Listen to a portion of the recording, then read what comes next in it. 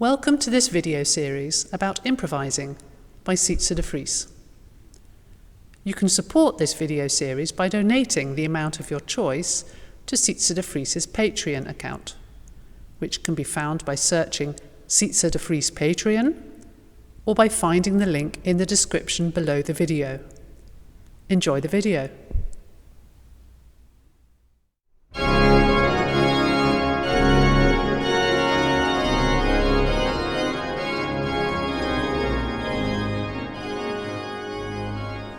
Alright, let's start where we left off last time, and it was the little choral prelude of Psalm 93.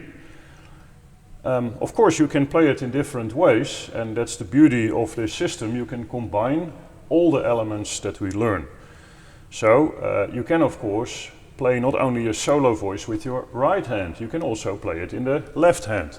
So you can play the choral prelude like this.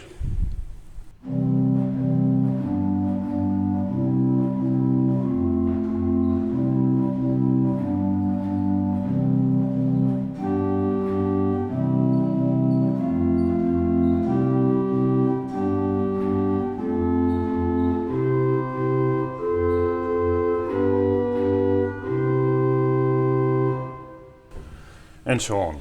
And well, this organ will have a beautiful 8-foot reed in the near future, and then a reed stop is always very nice to have in the tenor, of course.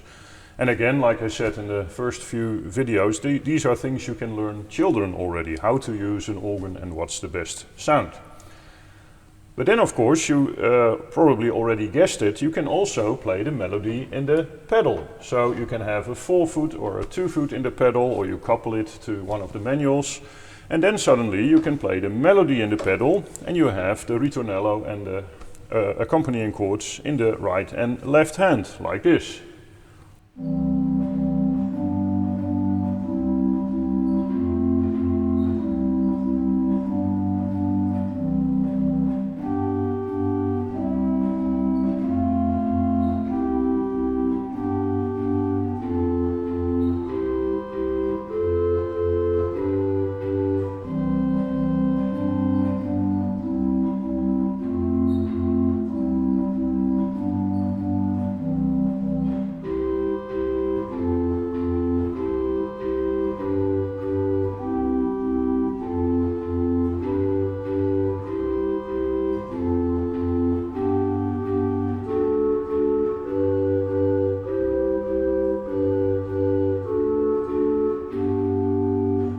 And so on.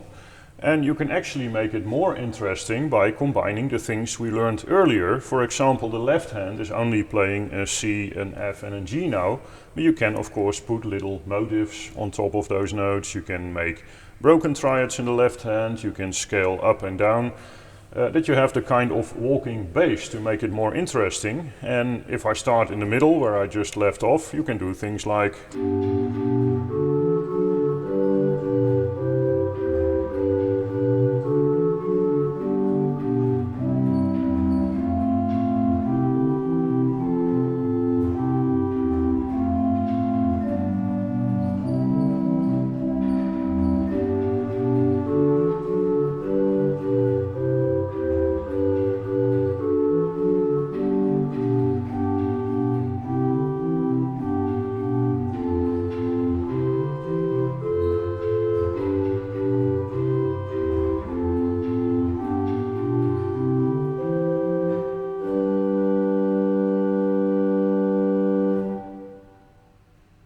And of course you can do that on different manuals with a different sound in the left hand. And well, you could basically say we're only one step away from a beautiful choral prelude like.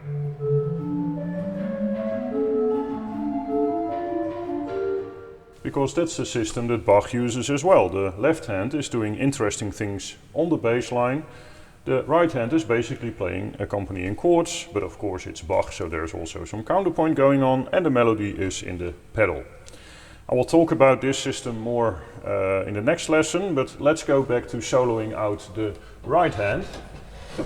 And now we are not only going to use the 1 full 5, so not only C, F and G, but let's use a few different triads as well. We've seen that you can use the 2, the 3 and the 6 as well, so D minor, E minor and A minor triads. And that gives you a few interesting opportunities that you can avoid the parallel chords, which are very ugly actually. But also you have more interesting differences between the chords. So you can end up with something like this.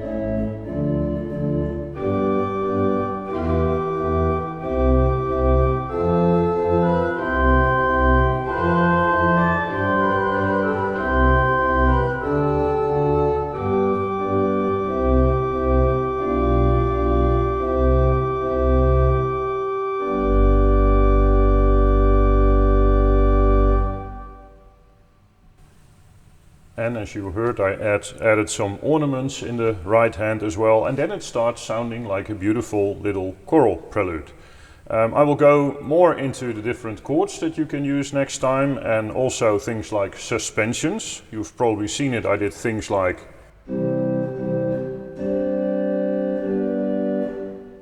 and a suspension is just, well, you could call it a wrong note, a dissonant note that has to resolve into the right note. And you can use that a lot. It gives always a nice tension to music, but I will also talk more about that later. For now, to end, to find the right chords, if you find it difficult to choose between all the different steps, 1 to 6, you can always use a system to practice, because every note in the scale has 3 chords. That makes sense, we're working with triads. So if I play a C, for example, I can use, of course, the 1, C major. But I can also use a 6, A minor. And I can use a 4, F major. And the beauty is, both visual and also to listen to, that you can exactly feel what happens here, because here you can see that the melody and the bass note are the same, so that's root position. Here you can see that the melody is now a third, so I'm going also a third down in the bass. And here it's a fifth, so now I'm also a fifth down in the bass. That means in the bass we also have a triad. And those are my 3 options in root position. I can do the same in D. I can start with D minor. Then a third down is B, natural, and that's actually a diminished chord. That's the 7, that's why we don't use it, but for practicing it's fine. And then 5, G. On E we can of course use E, the 3, E minor, C major, 1, and 6, A minor.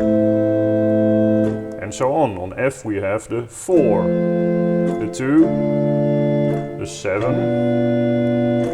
On G we have the 5, 3, 1. On A we have the 6, 4, 2. And on B we have, of course, B, the diminished chord again, the 5 and the 3. And then we're back at C. And these are great exercises. You can do it in different keys, so also try to do it in G major, and you only use the notes of the scale, of the key you're in. So you don't have to worry about any extra sharps or flats. So in G major you end up with this.